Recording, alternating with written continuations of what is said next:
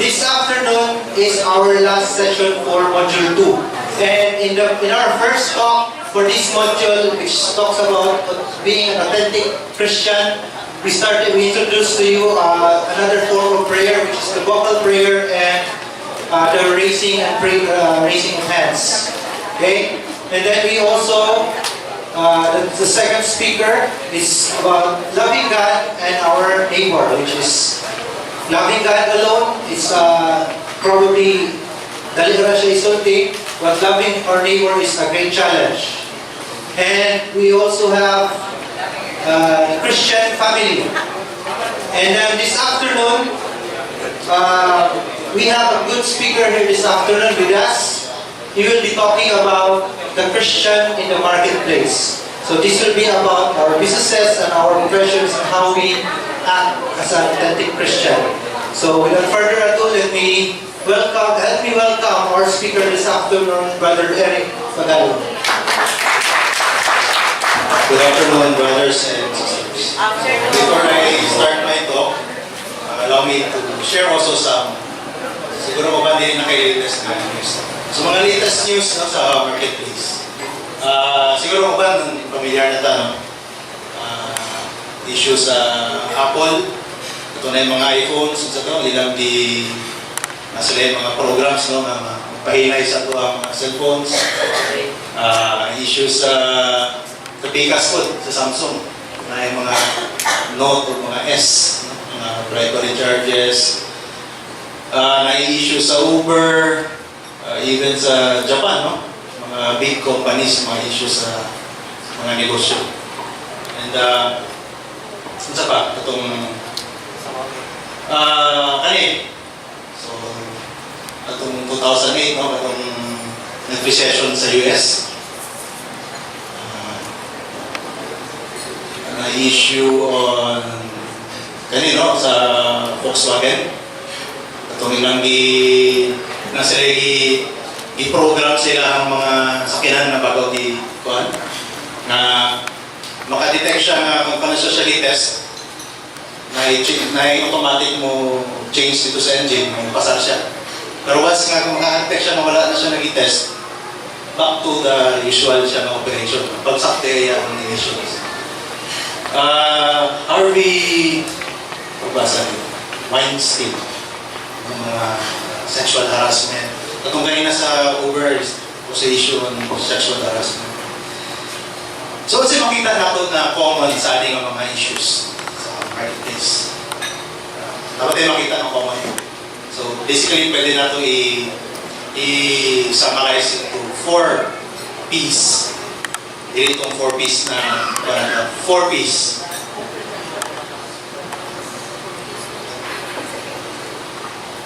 Ang unang P is power. Sunod na P is popularity. Sunod na P is pleasure. Last na P is prosperity. So, 4 P's. So, in the marketplace, normally, money is the king. The world measures success by what it possesses. Job titles and positions, ang bottom line sa business. So, ang objective sa marketplace is to acquire more money because it's business. At the least possible cost. Now, the tendency sa inamin magod na setup is delivery kaya na yung mga shortcut. Ay ma-ignore ng mga important considerations such as health and safety, human dignity, and relationships. So it is typical sa marketplace to ascribe achievements to the people. Ang ilang talents, ilang tawag naman na sa una, K and K, ilang kulba, ang nilingin, ilang abilities o competencies. Muna siya typical sa marketplace. So let us now ask the question, does a Christian have a place in the marketplace? Can a Christian survive and succeed in the marketplace?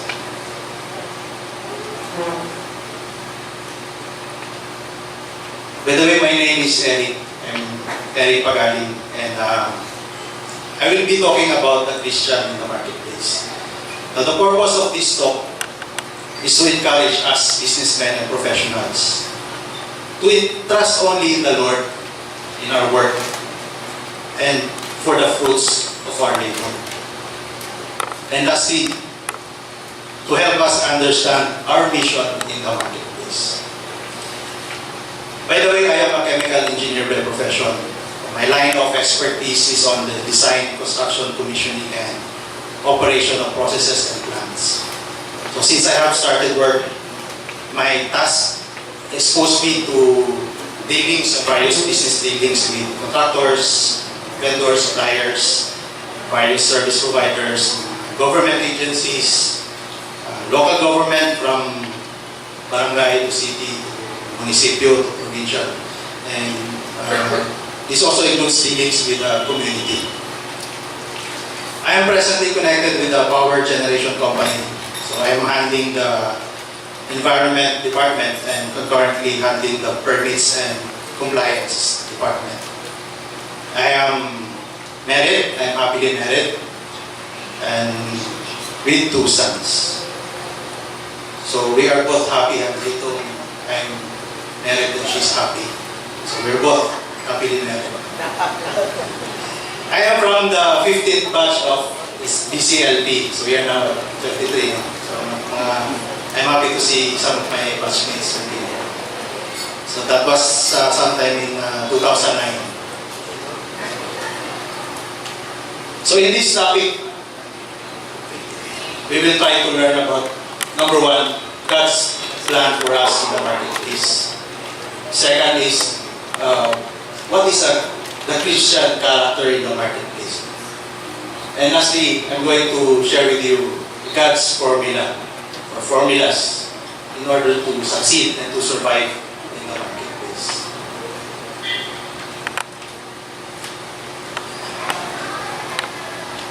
So what is the plan for God for us in the marketplace? Firstly, God loves us.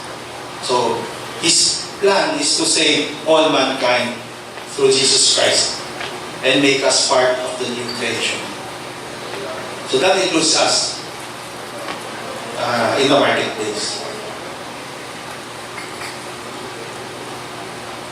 As written in John 3:16, for God so loved the world that He gave His one and only Son, that whoever believes in Him shall not perish but have eternal life. So He plans to save us in the marketplace or wherever we are. Also written in Romans chapter 1 verse 6, and you also are among those Gentiles who are called to belong to Jesus Christ. Next, God's plan is to transform us. As written in Romans chapter 12 verse 2, do not conform yourselves to this age, but be transformed by the renewal of your mind, so that you may judge what is God's will and what is good, pleasing, and perfect. He desires for us to have the proper attitude, the proper values in order to survive in the marketplace. And once we see the light, He desires to use us in the marketplace in order to be His instruments of love and healing. As written in Matthew chapter 5 verse 14 to 16, you are like light for the whole world. A city built on a hill cannot be hid. No one lights a lamp and puts it under a bowl. Instead, he puts it on the lampstand, where it gives light for everyone in the house. In the same way, your light must shine before people, so that they will see the good things you do and praise your Father in heaven. So if there is any place that the light of Christ must shine through us, it is in the marketplace where we are called. In the marketplace, our identity should be as Christians first. We are Christians first and foremost. We are just called to be businessmen and professionals. we are Christians first, or I'm a Christian first, that I only happen to be an engineer. Or you're a Christian first, that you only happen to be a police officer, or a doctor, or a manager, or a business owner. If there is any place that the light of Christ must shine through us, it is in the marketplace where we are called. Now, Christians in the marketplace must understand that what we do for a living, or our work, is not a curse. Our work is not a curse, it is a gift from God. In Genesis chapter 2, verse 8 to 15, "And the Lord planted a garden toward the east in Eden, and there he placed the man whom he had formed. Then the Lord took the man and put him into the garden of Eden to cultivate it and keep it." Cultivate it, so meaning work. It's a gift from God. So even God worked, and everything that God did is good. Therefore, work is good. God made man his co-worker and a steward of the resources that he entrusted to him. God began the work of creation, and that his plan is to make man as his co-worker.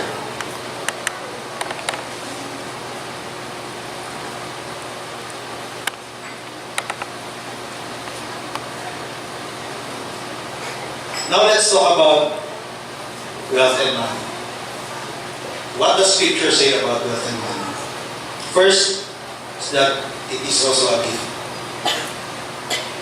As written in Ecclesiastes chapter 5, verse 9, "Moreover, when God gives man wealth and possessions, and enables him to enjoy them, to accept his love, and be happy in his work, this is a gift of God." But wealth or money is not a measure of God's love for us. God loves everyone. Wala pili na siya. Both the sick and the healthy, both the rich and the poor. In fact, the reverse might even be true. Meaning that God especially cares for the suffering and the poor. Now, to understand this mystery, we only need to look at Jesus Christ, God's only Son, who came into this world with no material wealth. We know the story. Wealth and money can be a curse, whether you have it or not. Wala kay kwarta is a curse. Wala kay kwarta is also a curse. As written in Proverbs chapter 30, verse 8 to 9, "Keep falsehood and lies far from me. Give me neither poverty nor riches, but give me only my daily bread. Otherwise, I may have too much and disown you and say, 'Who is the Lord?' Or I may become poor and steal, and so dishonor the name of God." Wealth and money can be our God.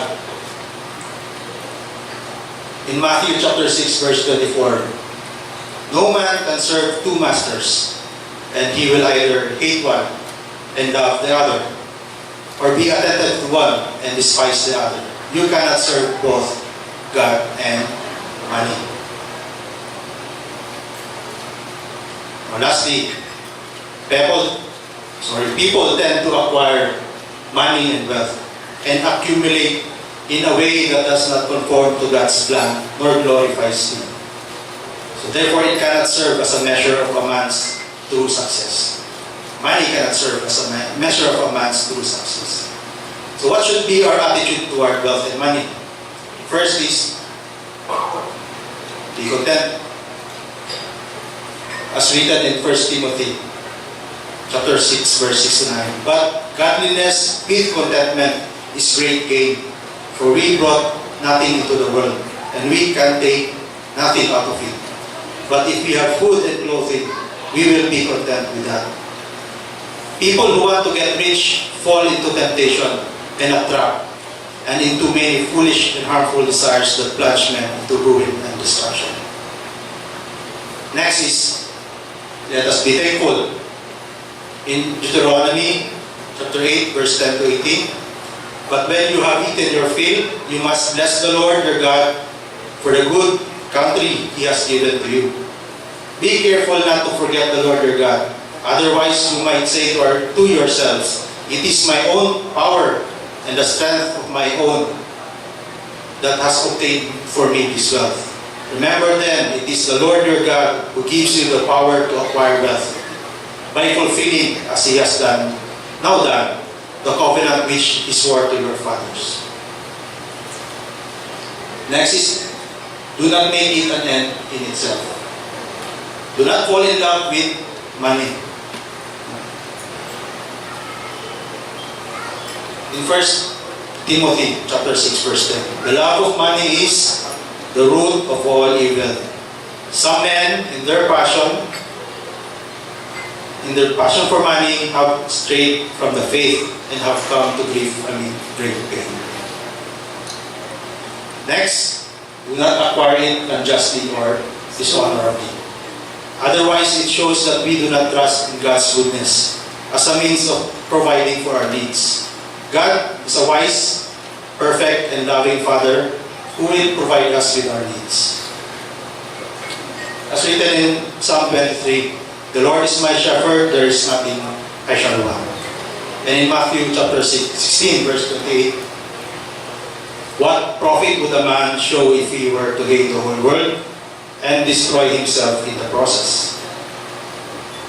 Lastly, let us focus our efforts on the things that are eternal. You cannot take your money with you when you die. In Matthew chapter 6, verse 21, do not store up for yourselves treasures on earth, where moth and rust destroy, and where thieves break in and steal. But store up for yourselves treasures in heaven, where moth and rust do not destroy, and where thieves do not break in and steal. For where your treasure is, where your heart will be also. Also in Matthew chapter 5, verse 6, instead of yearning for material comforts, we must hunger and thirst for righteousness, for things eternal.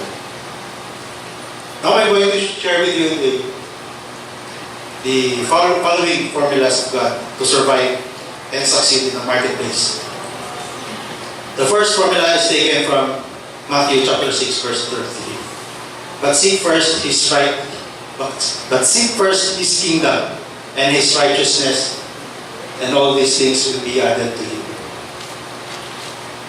To seek the kingdom of God and His righteousness means to put God first in our life and obey Him in everything. The man who keeps the laws, God's laws, but cannot give up his treasure because of worldly leisure occupying his heart. God does not want to have kanang karibal, kahati sa atong heart. He wants 100% of our heart. He wants you to make Him first above all things. However, there are things that compete with God in our heart. And they are the four P's. The power, the pleasure, and the prosperity, and all these things. So if we only seek first God's kingdom, then He will give things that we need. One thing we can learn about Jesus is that He looks at the heart. So He identifies the true disciples from the crowd. Now the truth is that all disciples are Christians, but not all Christians are disciples. And there is a cost to follow Jesus, and many are not willing to pay the price because the cost is high. And giving up something that is worldly is sometimes hard. Oh, it's hard for us. So it's human nature as well.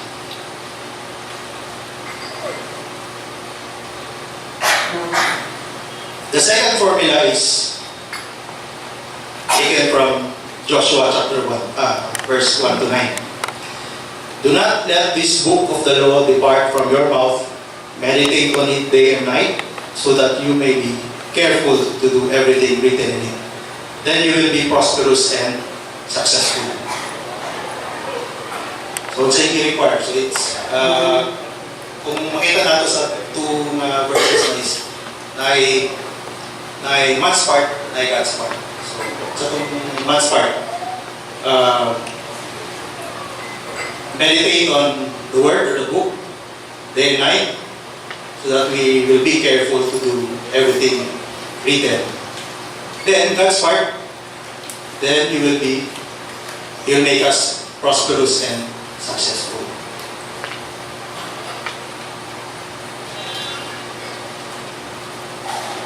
So actually, ang formulas lang is dua lang, no? First is to put God first. Second is to obey His word. Then we will survive and succeed in the marketplace. So obeying God's word is reasonable, sensible, and beneficial. So when obeying God's word, there is no middle ground. We must take a stand. Now, brothers and sisters, God is also a businessman. He is in the business of changing lives. You know, there are three important truths when a person believes in Jesus. First, he is assured of eternal life. John 3:16. Second, he becomes a child of God. Belongs to God already. Third, he will become a new creation. His old life will not exist anymore. His new life desires is to please the Lord by living a holy life, like what Jesus did. So the real proof that we really believe in Jesus is when we have a changed life. Once we have Jesus, expect God to transform us inside out, so that we may please Him in every way. Again, God is in the business of changing lives. Now, our part is to surrender to Him and allow Him to complete His purpose and will in our lives. Before my encounter with Christ, I considered myself as a good person. So we all have our own criteria or definition of what a good person is. Kanya-kanya. Growing up, I also have my own understanding of what a good person is, which led me to describe myself as a good person. So I have been a good son. Obedient ako sa akong mga parents. Tarong ko eskwela, wala ko na mayabas. So I consider myself as a good person based on my definition. And then wala ko nag-burden sa ila, no? I considered myself as a good citizen sa community since wala pa man ko na preso, wala po ko na tokang, so wala ko criminal offense, no criminal record. So I consider myself as a good person. I even consider myself as a religious person since I attend masses Sundays, sometimes Wednesdays, and sometimes confessions. However, when I encountered Christ, I realized that everything I did, all my efforts, and who I think I am, are nothing in the eyes of God. So when I encountered Christ, I have known that God's standards are very high. Actually, in the eyes of God, I am also a sinner, and I am therefore not different from the ordinary thugs and criminals. According in the eyes of God, gamay na sa lahat, ako na sa lahat, it's all sin para sa iyo. My encounter with Christ started during the time when I felt low. I felt that I was not able to get what I planned and strived for. Nanikamot yung ka ma-attain ang imong gusto ba? Na kayo mga sacrifices. But then, at the end, wala din ihatag sa kawasan ng God, no? So, again, ma-frustrate ka, it's normal. kumain, they blame, started to question God kung sa pagiging plan or purpose sa kuha. So I felt that all my sacrifices went to nothing. And this feeling went on for about 3 years. Then something unexpected happened sometime in 2009 during one of my former company's First Friday Mass. At that time, I prayed and asked God to give me joy, love, hope, and peace of mind.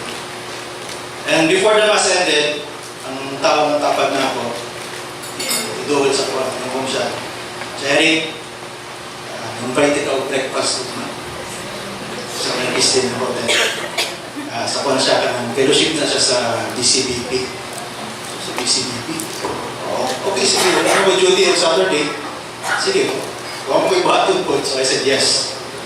Now during the breakfast, I was touched by the testimony of the sharers.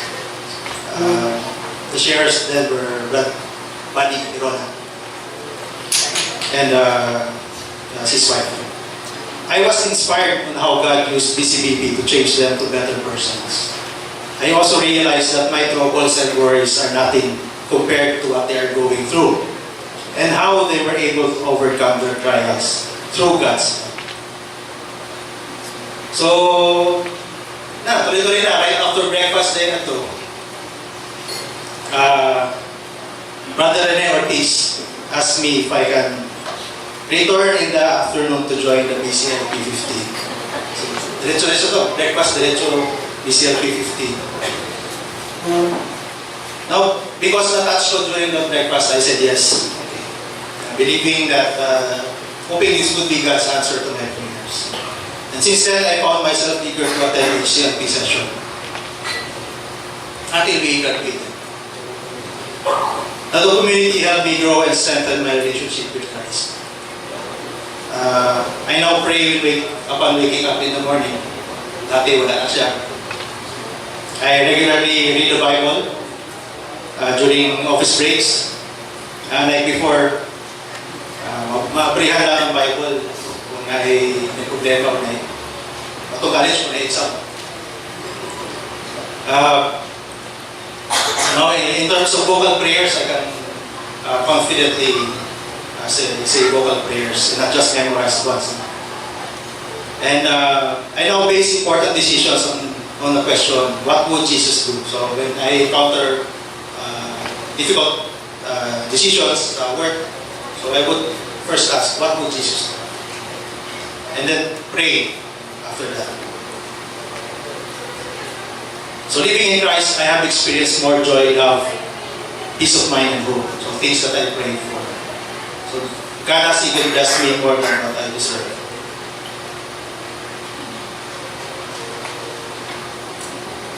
There was even this moment, there was a BCBP retreat, no? And some of the brothers asked if I can serve as a speaker sa BCBP. So I said yes. Huwag ganyan ko sa topic.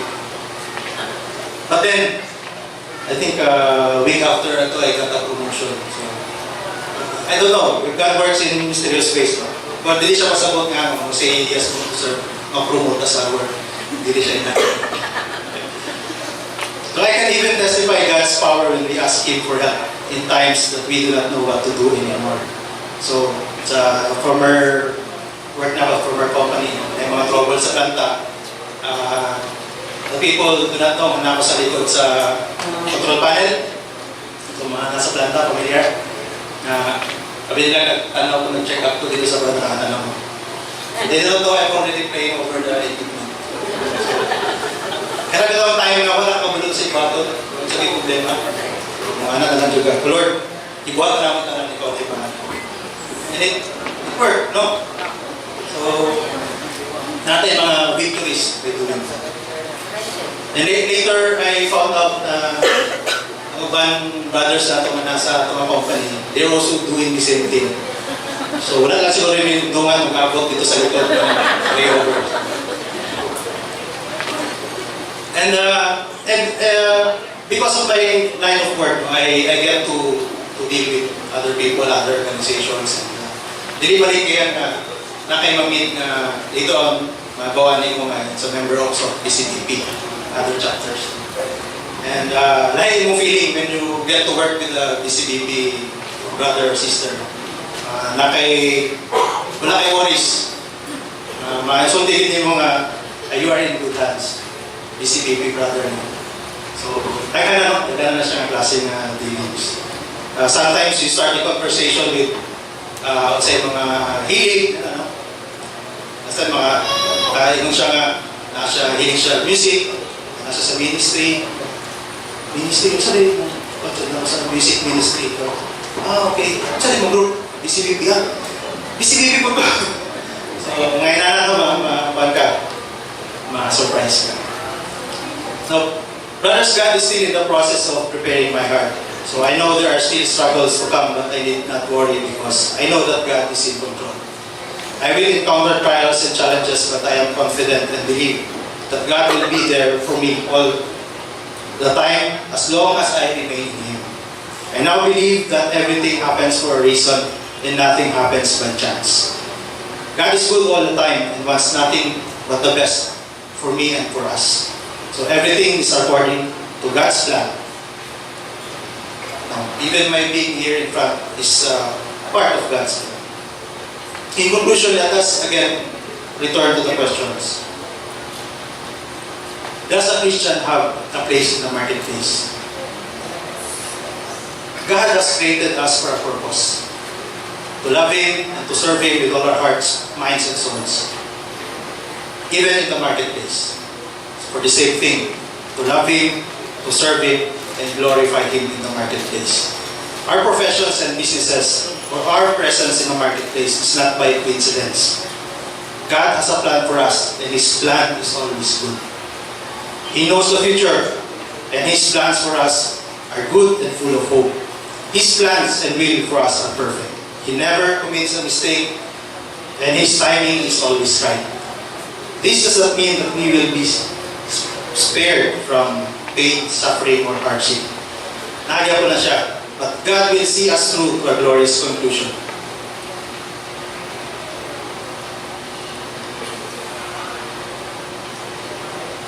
Now another question. Does a Christian have a place? Or can a Christian survive and succeed in the marketplace? Now, Christians can only succeed in the marketplace if we follow God's formula.